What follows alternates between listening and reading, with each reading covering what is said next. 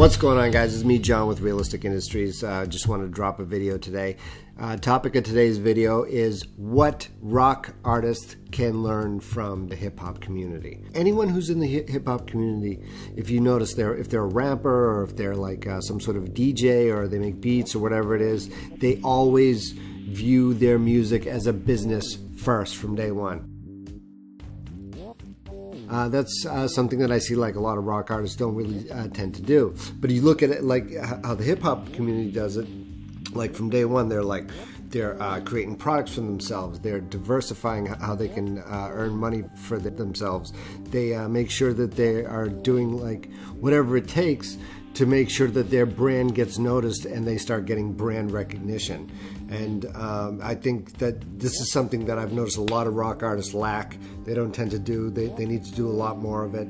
It's like they make a couple of t-shirts and they sell them at shows, and that's about it. You guys need to like really get out there and really get your name out there, get your band out there, and get your brand out there. And I think that too many rock artists today tend to be lacking that kind of focus that they need. Number two is they push their band beyond the music business. You know what I mean? You look at so many different hip-hop artists and they're like, they get their own clothing line. They got a great way to deliver merchandise. Also, it's like if you guys are into merchandise, what I do is I have a store, Swagger called, and it's if you stay tuned until the end of the video, I'm going to give you a coupon code to save you guys money on some of my merch and my gear and everything. So stay tuned. Anyway, so number two, they push their brand beyond the music platform.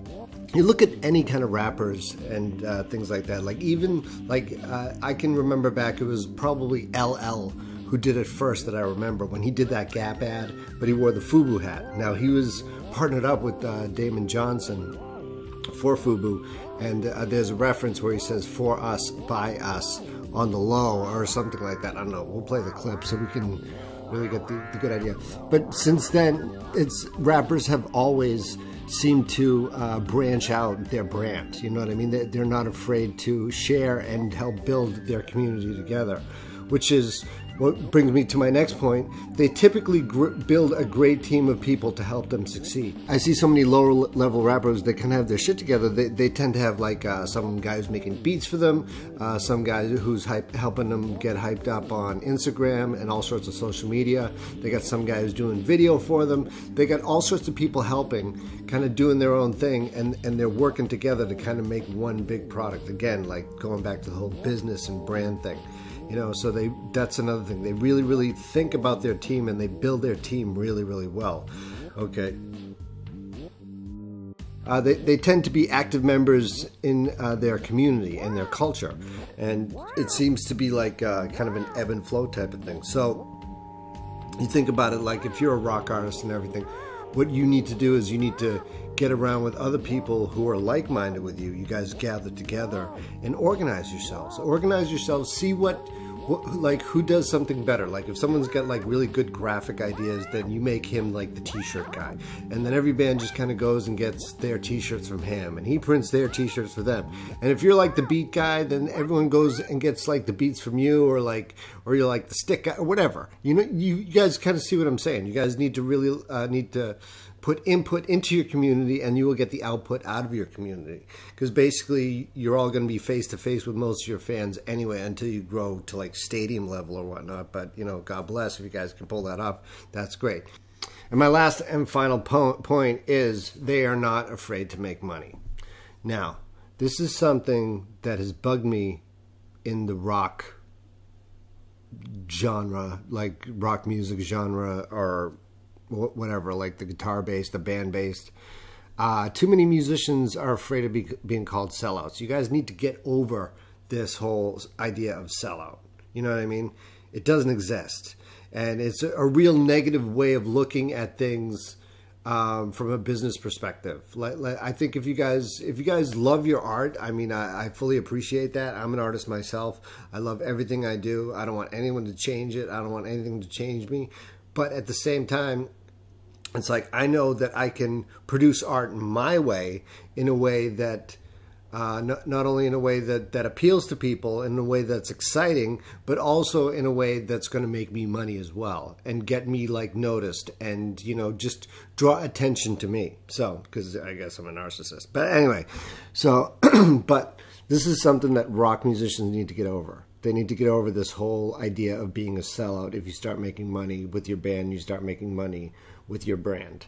It's like...